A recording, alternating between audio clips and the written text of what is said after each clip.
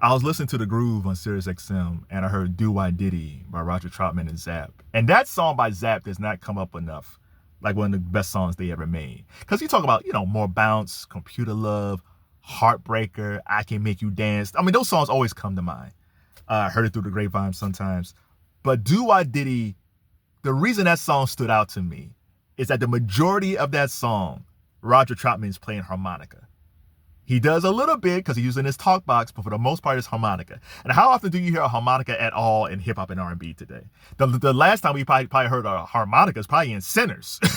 Sinners is probably the closest of hearing a black person use a harmonica in a song. But that was the beauty of music back then. Like nobody sounded like Roger Troutman and Zapp. And the problem with music today is there's too much focusing on the algorithm. There's too much focus on, well, we have to make something that sounds similar to connect to the audience. Like, no! Listen, Roger Troutman and Zapp was his own entity. And they were in an era of Michael Jackson and Prince and Rick James and Lionel Richie. And Roger Troutman and Zapp had their own lane. It was a lane that they created. There was nothing that sounded like more bounce. Now, the thing with the talk box, the thing that Roger Troutman used when he performed, that is the tube that he had in his mouth, Peter Frampton used it for his Frampton Comes Alive. Like Show Me the Way, he used the talk box, and that was like around the mid 70s, like 76, 77, 78. And before that, Joe Walsh, he used it before he joined the Eagles. Joe Walsh used the talk box in 73. I think Sly Stone kind of experimented with it, but not to like we heard with Frampton. And I think Stevie Wonder kind of experimented with it, but not like we heard with Roger Troutman. He just made it his own industry. He kind of took what Frampton did and just made it his whole arc. And it is just fantastic. But like I said, that was a time where you can take chances. Now, people still take musical chances. You can see them on TikTok and you can find YouTube videos and things like that.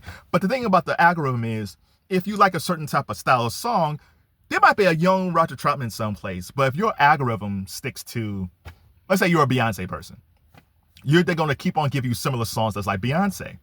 They might not show you an experimental person. There might be a new Roger Troutman. And that's the beauty of the era of just radio back then, where I can hear a Roger Troutman or a Prince or Anita Baker or a Mary Jane Girls or a Band 86 or a Tina Turner. And it was all mixed up and it's totally fine. And so you heard these different types of sounds that influenced you. The way the algorithm is today is, oh no, if you like this, you like this. It's like, that's cool. But maybe it'd be nice that if you like this, there's something totally opposite that you might get. So shout out to Roger Troutman and Zapp. Man, just the idea, because you hear Doo Wa Ditty all the time, and it's like, you know what? He played harmonica a whole lot in that song. So funky. So if you have a chance, go check out Doo Wa Ditty by Zapp. And my question is to you today, if you're a fan of Roger Troutman and Zapp, what is your favorite song?